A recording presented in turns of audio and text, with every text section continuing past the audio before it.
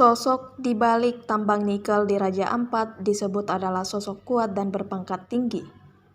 Hal itu diutarakan anggota DPR Paul Vincent Mayor.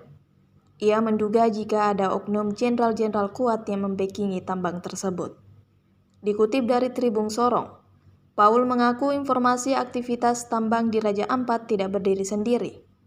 Kuat dugaan, kata Paul, tambang di Raja Ampat dilindungi jaringan elit tertentu yang memiliki kekuatan besar.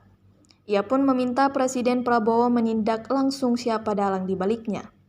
Anggota DPR ini menekankan ada orang yang kuat dan berpangkat tinggi bermain di balik tambang ilegal tersebut. Lantas, ia menegaskan bahwa Indonesia tidak boleh kalah dari mafia tambang. Sementara itu, ramainya sorotan atas polemik ini membuat Presiden Prabowo memutuskan mencabut 4 dari 5 izin usaha pertambangan yang beroperasi di kawasan Raja Ampat, Papua Barat. Menteri Sekretaris Negara Prasetyo Hadi mengatakan pencabutan dilakukan atas berbagai pertimbangan dan persetujuan Prabowo.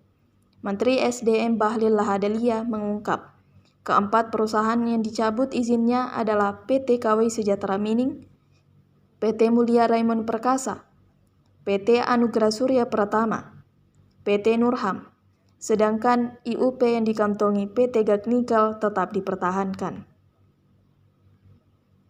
Download Tribun X sekarang, menghadirkan lokal menjadi Indonesia.